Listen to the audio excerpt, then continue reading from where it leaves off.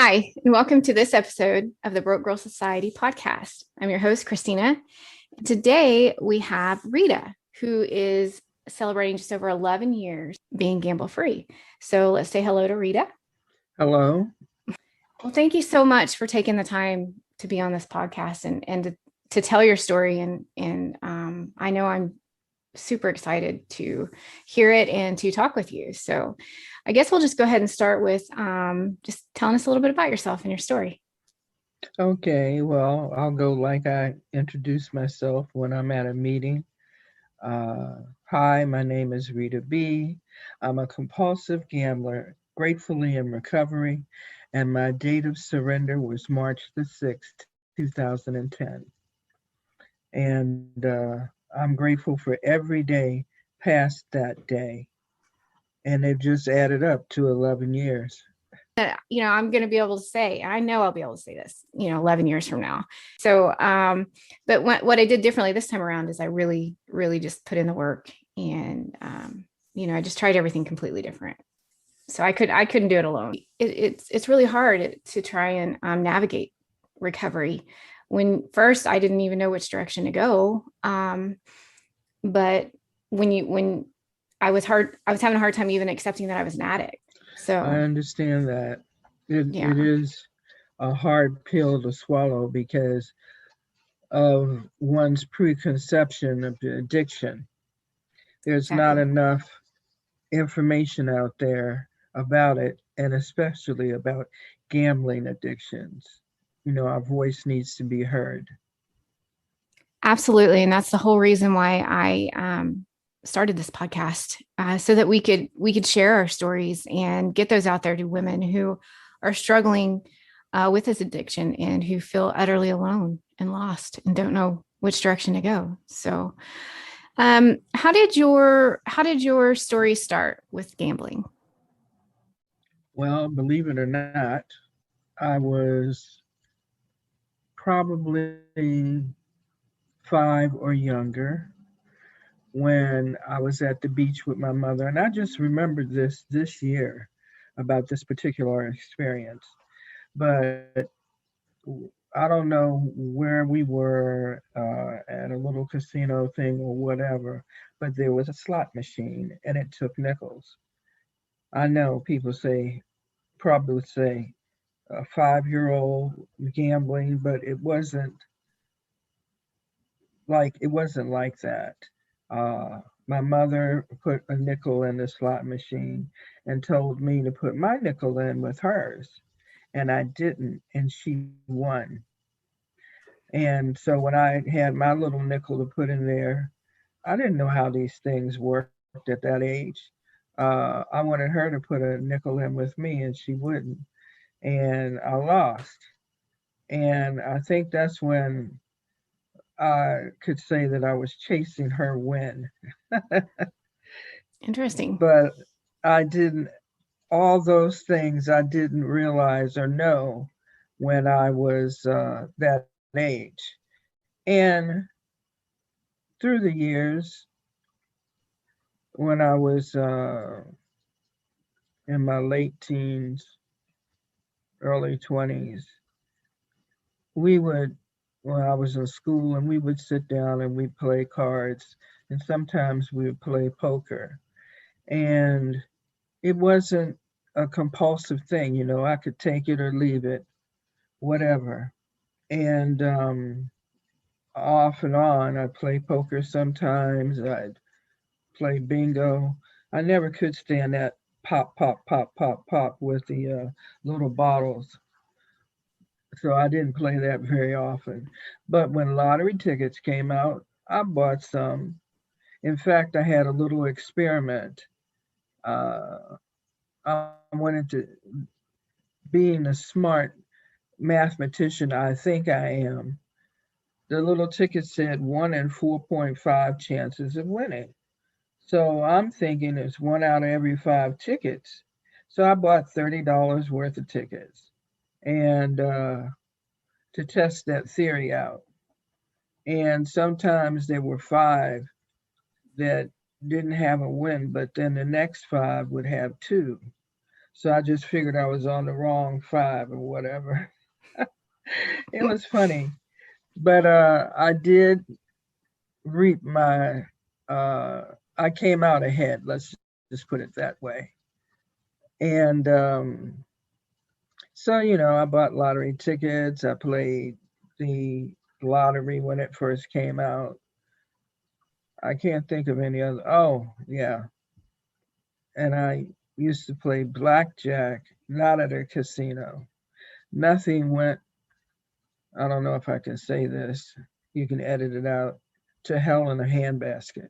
Oh, it's When fine. I walked when I walked into a casino door, I was I think I was 42 when that happened. And from the minute I walked in that door, some switch in my brain got turned on, the gambling switch, the compulsive gambling switch. And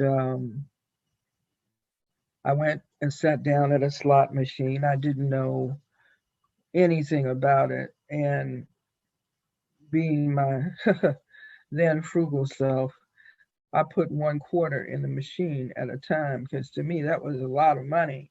I'm just thinking about towards the end of my, do we want to call it a career? My gambling. It feels like it. It really does.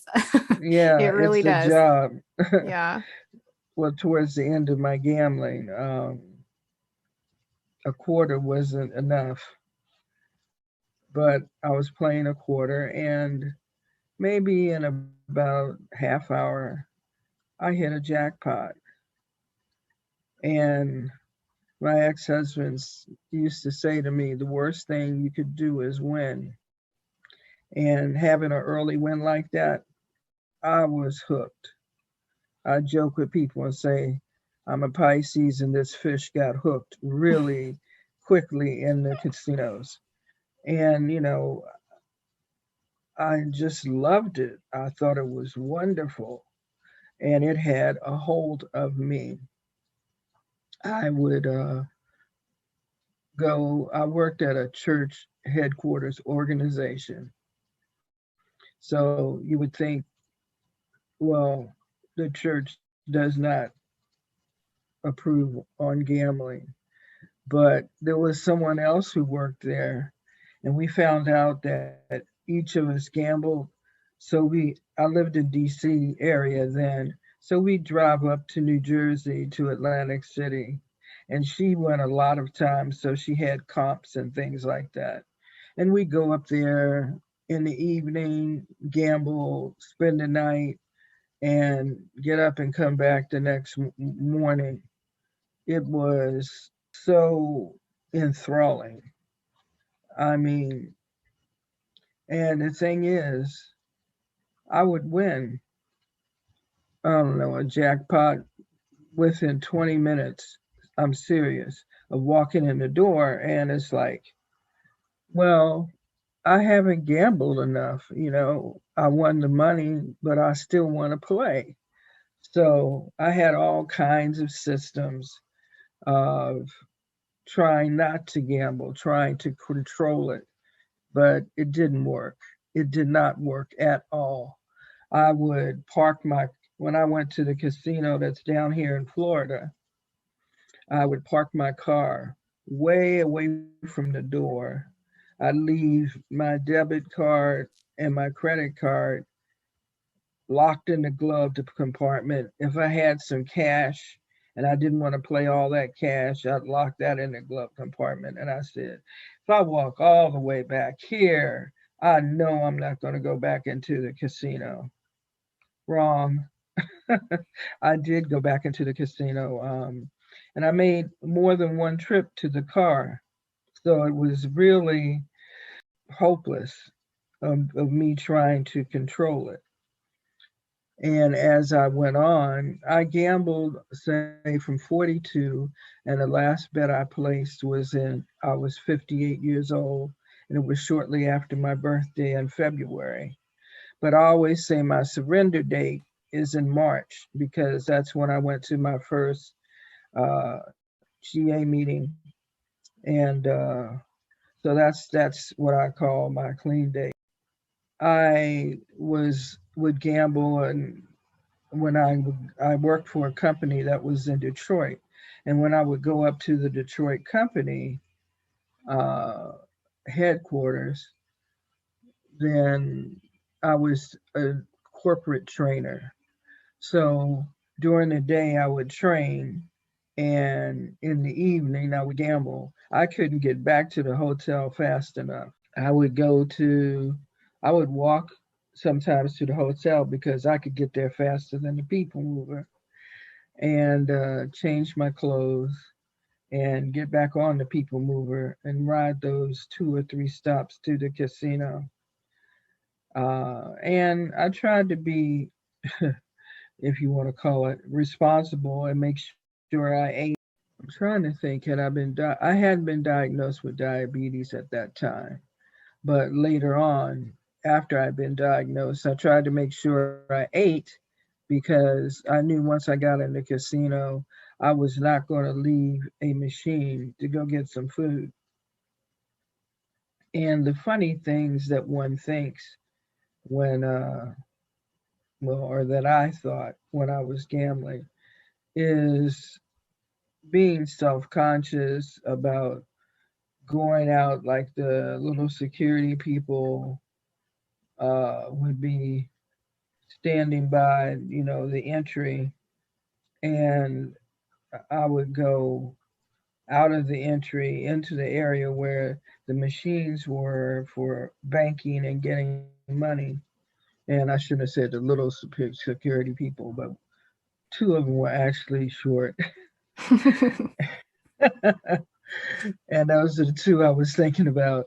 But anyway, I'd walk out and go get the money, and I felt ashamed, you know, and those people probably weren't paying attention to me. I mean, there were so many people, and they had to pay attention to who was coming into the casino, not my comings and goings to the ATM to get more cash with which to gamble. But I felt embarrassed, but not embarrassed enough not to gamble or not to get the money.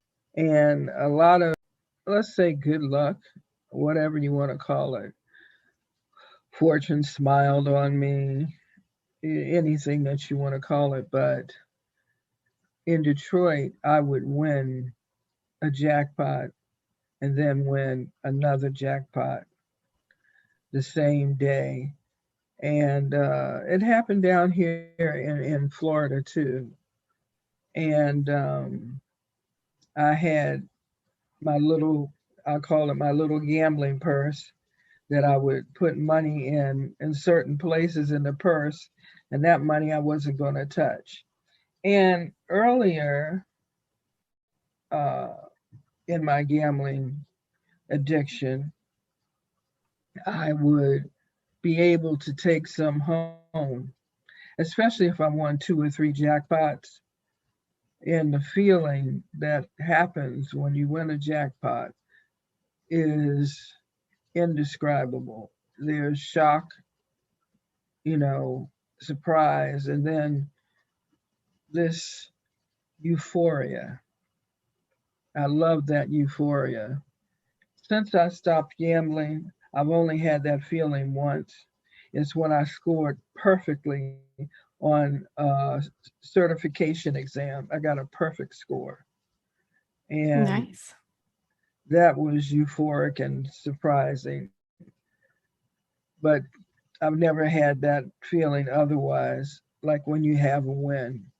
The feeling you have when you have losses after loss after loss after loss after loss.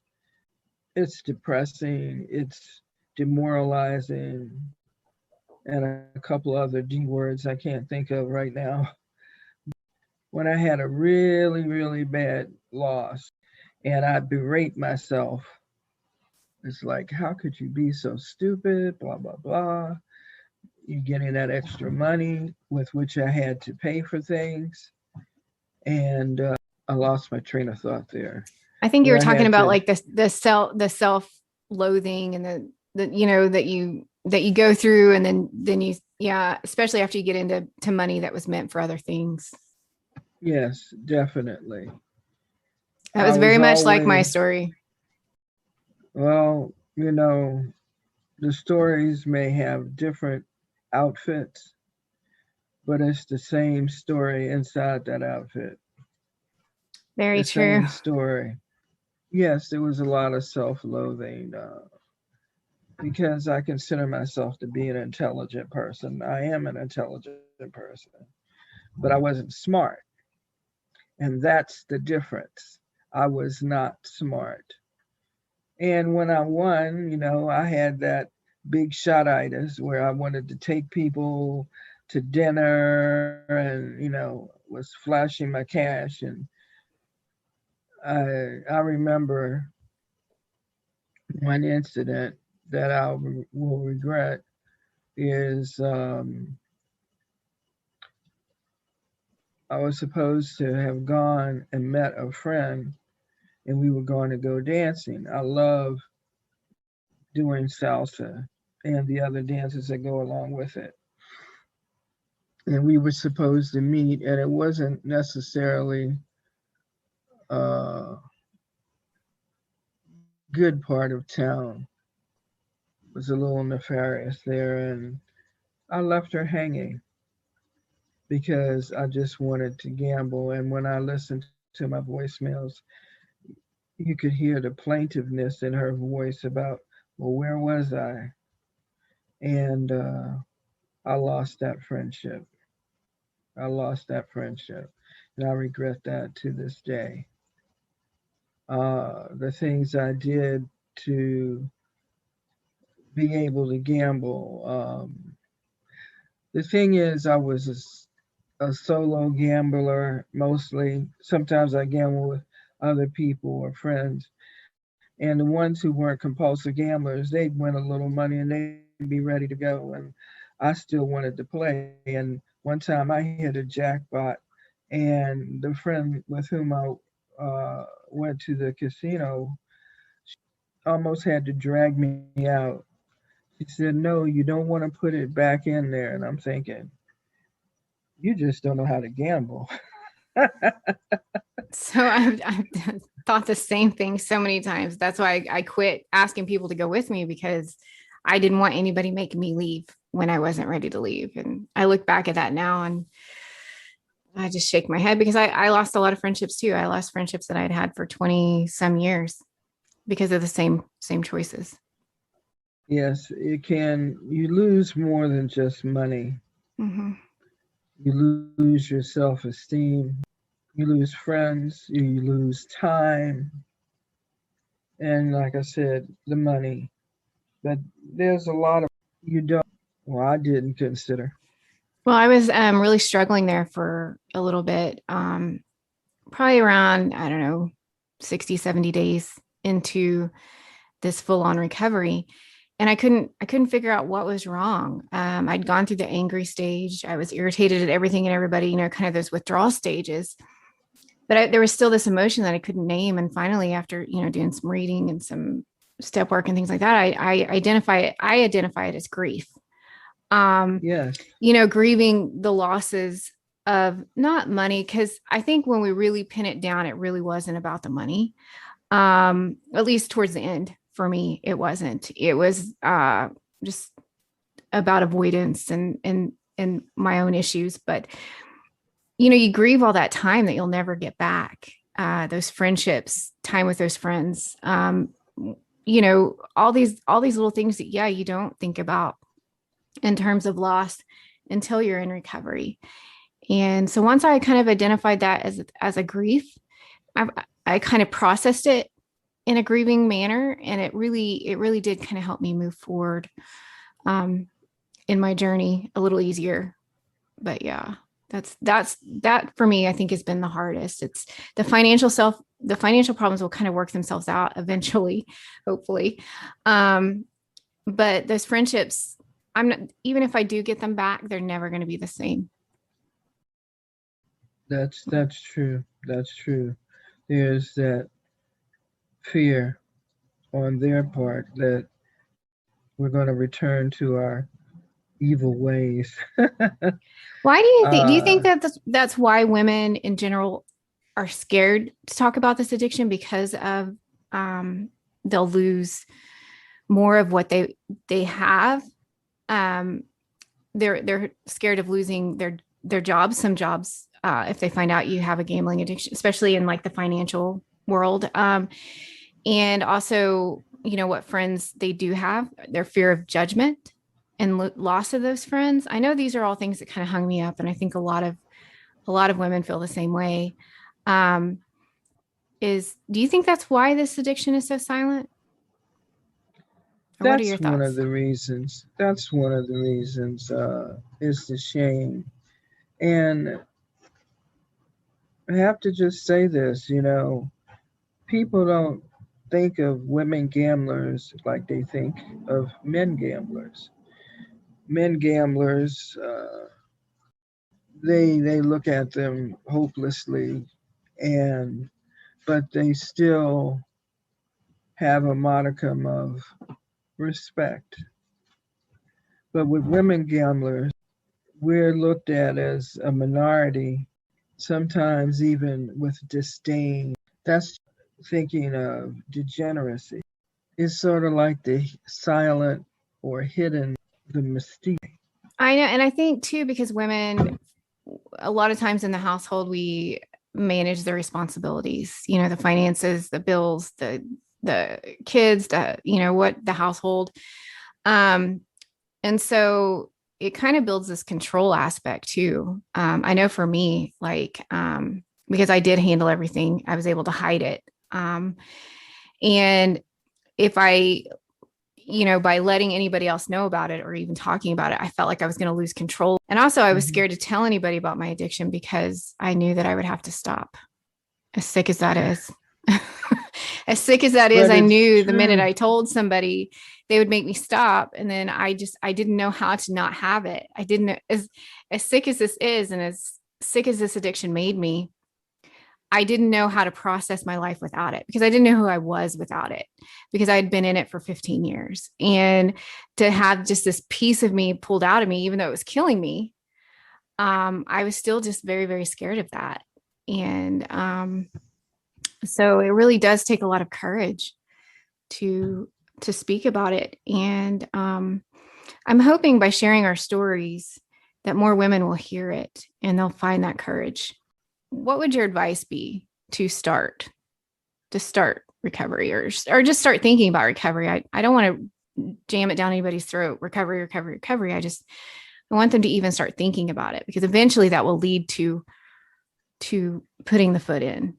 Well, the first thing I would say is you are not alone in this addiction. Amen. And we like to think that we're unique, but when it boils down to it, we have different symptoms, but the same disease.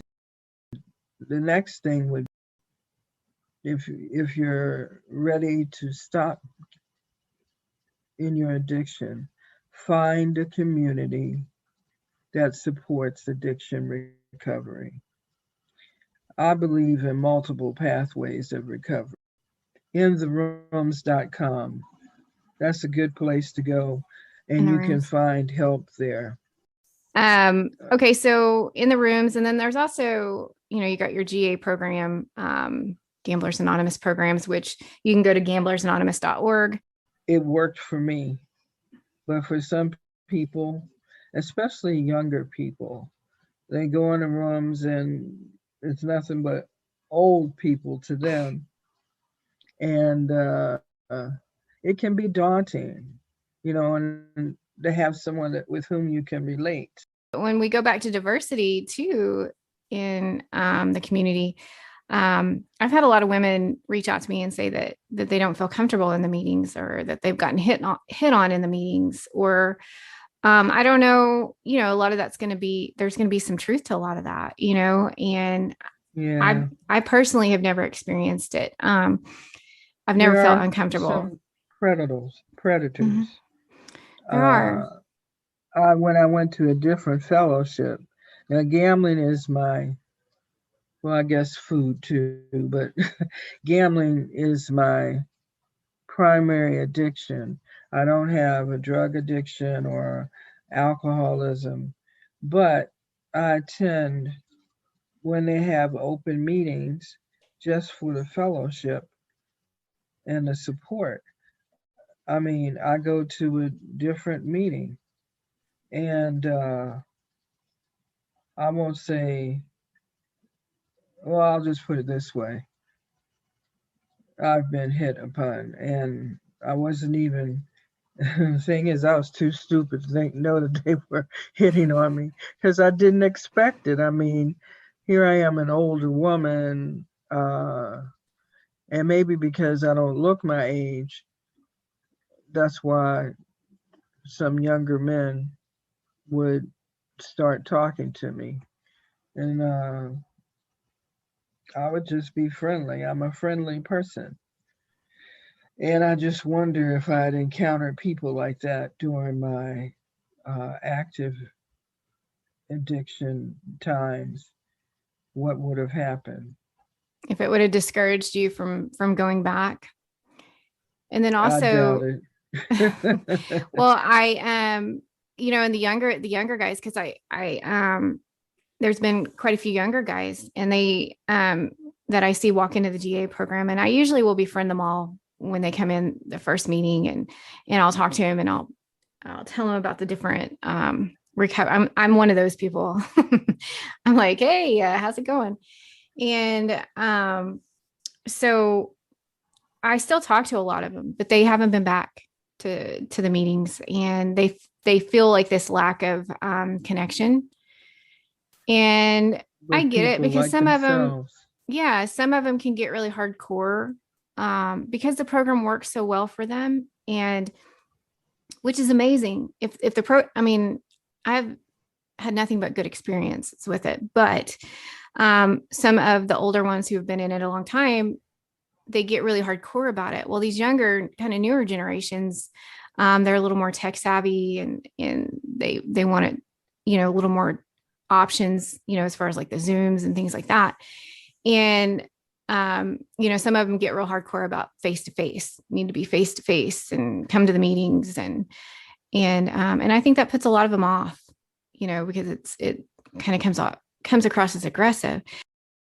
Just all diversities, females don't feel, a lot of females, I'm not speaking for everybody, just don't feel comfortable in general talking about their struggles with addiction in front of men. Because I know it kind of That's it why kind of we clams need me up a more. little bit too, even in my meeting, even though I'm super comfortable with the men that are in my meeting, it still really clams me up because I don't see how they're going to connect with it. Um, Exactly. But yeah. maybe we're not giving them the benefit of seeing if they can. Very true. Very true. And that's funny you say that, because somebody said that to me the other day when we talk about not sharing our stories with people and not talking about this addiction. By doing that, we're really kind of not giving anybody the benefit to help us, right? By not bringing people into our addiction, people that we know love us, because we're so scared of the judgment, we're so scared that we'll lose them. But really, a lot of that's our addiction and our self-loathing telling us this. And a lot of times the other people are just more worried about us in general. They're not thinking the same things we are. They're just thinking, what is wrong with her? Why is she so different? Why is she so closed off? And by not talking to them, we're not allowing them to help us. We're not allowing them to love us and, help guide us on a better path. And those thoughts may not be running through their heads. They're running through our heads. Mm-hmm. And a lot of times we're the impediment to our own recovery. A lot of times we project, that's a better word, project onto others what we think they are thinking about us. And that's a lot of headspace that we're using for something that may not even exist. But Exactly. I do know that being in a woman's group, very supportive to my recovery. I didn't have that until, I don't know, it's the latter part of last year.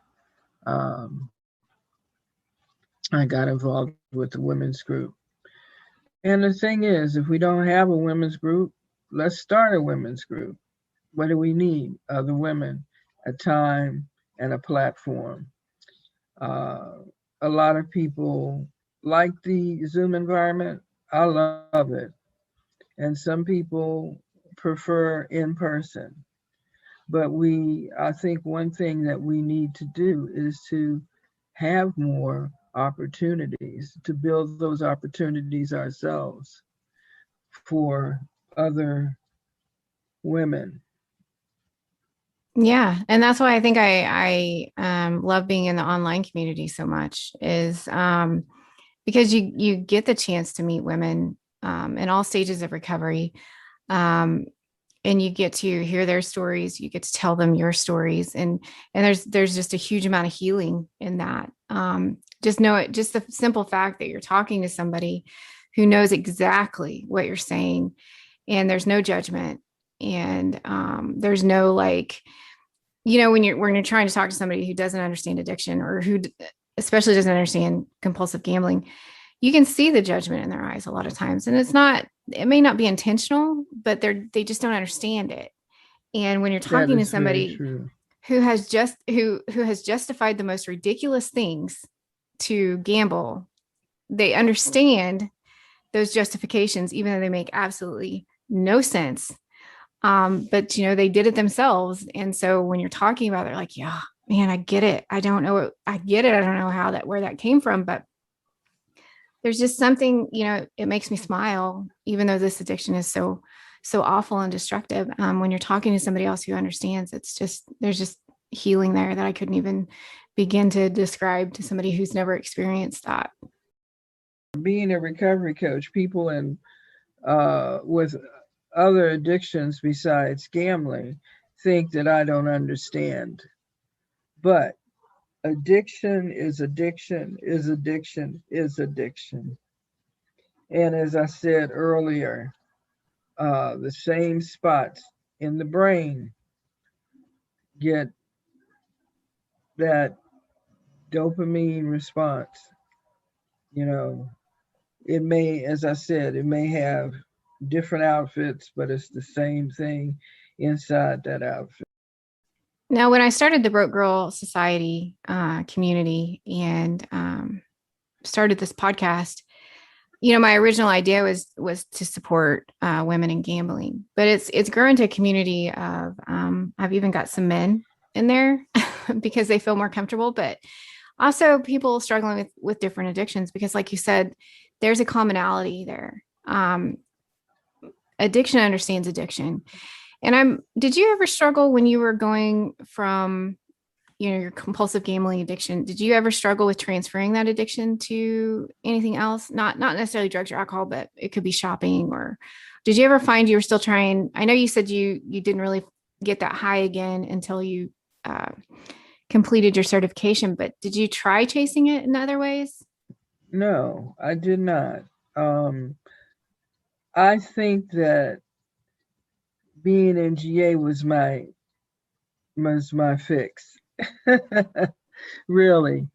Um, the first meeting I went to, I always tell the story, it was a bright sunny day. It was a Saturday, and it was people. I walked in, and people it was this high noise level because people were talking and smiling and laughing, and I'm thinking, what is wrong with these people? Why are they like this? Here I am, miserable, scared, and defeated. And there were three new people that day. Of the three new people, I'm the only one that really stayed. We had one who came back, but they left again. So that was my first day experience. My second day experience, it wasn't even daytime, it was night. It was rainy and stormy. And It was at a church, but it wasn't in the main church building. So I'm driving around the parking lot trying to figure out where to go. And finally saw a whole bunch of cars. I saw people going in a door. So I figured, okay, maybe this is it. And then I went and I sat in an NA meeting and I'm listening. I'm saying, this doesn't sound like what I'm thinking for GA. And then I asked the guy sitting next to me, is this a GA meeting? He said, oh no, they're down the hall. And I hadn't even looked. They had little signs up on the door about what kind of meeting it was. And so I went into the GA meeting to hear there were older, white, couple of Greek. I don't know if they were, I don't think there were any Hispanic men, but they were older men. And not only older in age, some of them, but older in recovery. I mean, people with 38 years and almost 50 years, almost 30 years, almost 20 years. It was just something that I was daunted. I mean, and then during the break,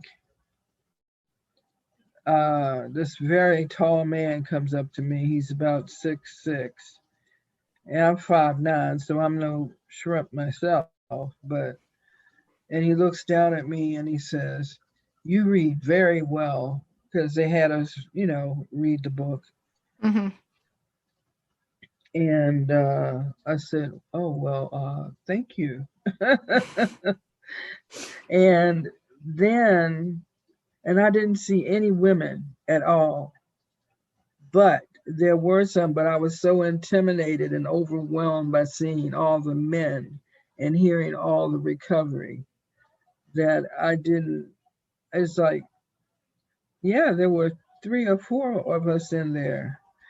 And before the woman called me, these men were calling me. I'm saying, why are these men calling me?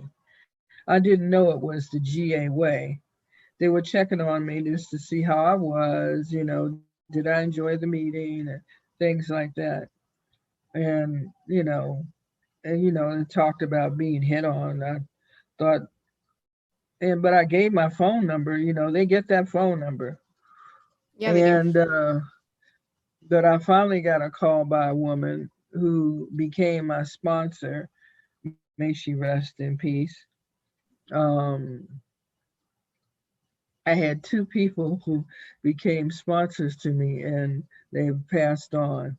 And someone says, um, I have more than one now just in case.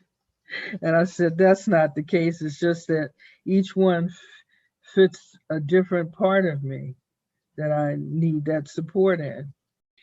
So, anyway, that's the room that I kept going to. And I became the secretary of the room. And that's the one who leads the meetings and makes sure that there's coverage for leading meetings. And that's the room where I grew up in this recovery. I've rambled around quite a bit.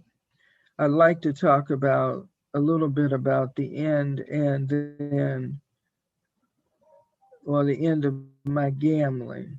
Yeah. And then, well, I sort of told you a little bit of how I came to it. In 2009, I was living pretty well, had a good salary and everything, and I got let go from my job. And I went into panic mode. I said I lost my job and I lost my mind because then my gambling just increased. Uh, I would win some, but then I'd take it and try to win some more. That's nothing but greed. But I was desperate because I was scared Mm-hmm. uh, about the loss of income. And I did something I'd never done before. I gambled away a whole paycheck with nothing left. And that's just just not me, or it wasn't me, but it was then. And that phone number that you see in the casino is on the ATM machines and everything. In Florida, it's 1-800-ADMIT-IT, and some places is 1-800-GAMBLER. And this takes you to the Gambling Council Society of that particular state. They sent me books to study. At first, because of my age, they sent me books for retired people. I said, I'm not retired. I'm not that, that's not my situation. So they sent me the books that they would send a non-retired person. And they also got me lined up with a counselor. And he was an addiction counselor, even though his addiction was not gambling. But like I said, addiction is addiction is addiction. And I had been resistant to going to GA for a long time. I mean, years. But now I was scared and desperate. I was scared because I saw the depths to which gambling could take me. But I was open to counseling to have me conquer this thing or address it. He said, gave me this barrage of tests. And, I'm always a super achiever. So it was no surprise that not only was I a gambler, but I was a gambler's gambler or something like that. But he wanted me to go to this GA meeting and I was ready. So I went and I've been ever since. One thing we need to do as women gamblers in recovery is connecting with other women, the few that there are. Yeah. but the thing, since I've been in recovery, the number of women who are coming into recovery has increased tenfold. There weren't that many. And then you find that, well, like produces like. And you find that just like, you called me and we've connected. Yeah. I just so appreciate your passion. It is rewarding to see the passion that you have for this, and that passion is needed. Well, I It just is remember needed. how lonely I was and how just and I remember those really dark thoughts, that so many of us get. Like, I just remember Yes. thinking everybody around me would just be better off. Like my husband wouldn't have to be dealing with the financial headache of my problem. My family wouldn't have to be dealing with the headaches and the financial difficulties of my problem, and a problem that I couldn't grasp, that I didn't think I was ever going to be able to get a hold of it and recover from it. And I just remember how, and I mean, it still kind of brings tears to my eyes when I think about how down I was and how I just, I had it all planned out. And it's still to this day, um, it still breaks my heart because it's still so fresh. I mean, we're talking just months ago, Right. and so it's still so fresh. And so I think about those moments and I just think, I just don't want somebody else to be sitting in their car trying to figure out, if their family's going to be better off without them, because they won't be. They need you. And, you know, you, People you can't don't beat ever this. understand when something like that, the ultimate pathway occurs. People are left in question, and we're thinking they'd be better off without us. No, they won't. No, they won't. because we are a big vital piece of a lot of people's lives, just as they are big and vital pieces of our lives. I didn't think of suicide, but I did look at self-destruction because I have diabetes. I would, because I didn't want to leave my machine, I would order Coke because it has sugar in it, and that would, help keep my blood sugar balanced. Now I don't take insulin. I think if I did, I would have been in worse shape. And if I had to go to the bathroom, I would get one of the people, floor folk in the casino, to set my machine apart so nobody else would sit there. Yep. I would do And that too. yeah, You get to know the attendants. Like if you go to the same one all the time, you get to know them. right. And it used to be when I would walk in, they'd be like, "Hey," and I'm like, "Shit, these people know me. Um, this is not good." And Mhm. I was reading this thing where the employees are supposed to be trained to spot compulsive gamblers. They're supposed to be trained to intervene, especially if there's health reasons or health situations involved. But I have never.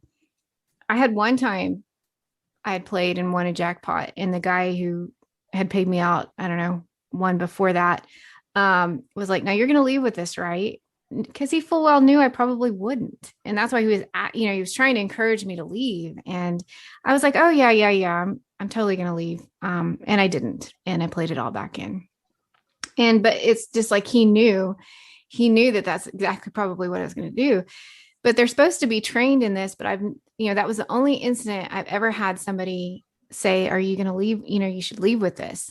I've never once had anybody else come up to me. Matter of fact, they would come up to me and ask me if there was anything they could get me, or anything, because I'm diabetic too. So I know exactly what you're talking about, and I'm Okay. I'm non-insulin. But crazy thing, since I quit gambling and have focused on eating more normal, because I'm not stressed. And when I'm stressed, I don't eat.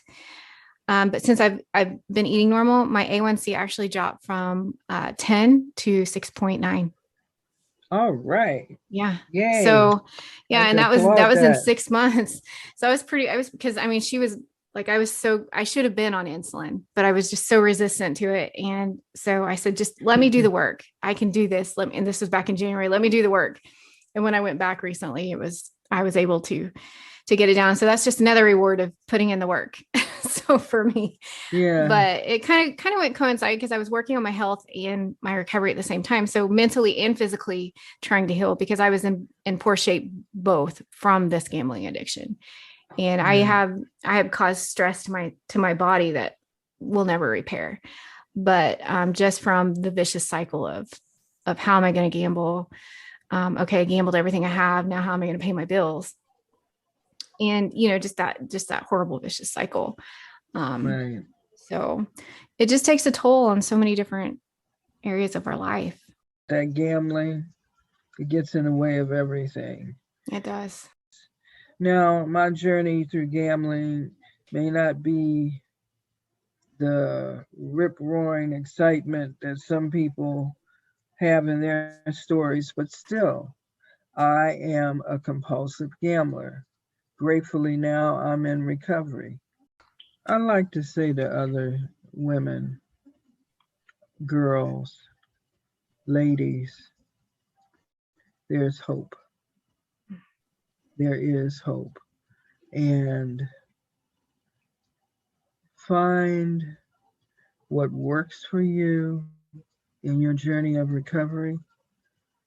And I know this is a cliche, but don't look at it as, oh my goodness, for the rest of my life, especially if you're young, like in your 20s. To me, that's young. Or Me too. 30s, 20s or 30s, thinking, oh my goodness, I haven't even gotten a half life. That's more than, at least you're hoping you hadn't reached it. Just start. It is, and just think of it today I'm not going to gamble. I have to do that every day. Is say today I'm not going to gamble. And at the end of the day, I can say today I did not gamble. And days will turn into weeks, into months, into years, and into a decade. Lord willing, we live that long. And then before you uh, know it, you have 11 years. that's right. One day at a time. One day I'm going to figure out how many days that actually is. It's Um, 4,015 days. 11 years oh, is wow. 4,015 days. And then you've got some months tied into that too. Right. So yeah, you're well over 4,000 days, Oh, 4,001 day at a okay. times, 4,001 That's day at a right. times. That's right. So And it they add adds up. up. It adds up. It does. Definitely.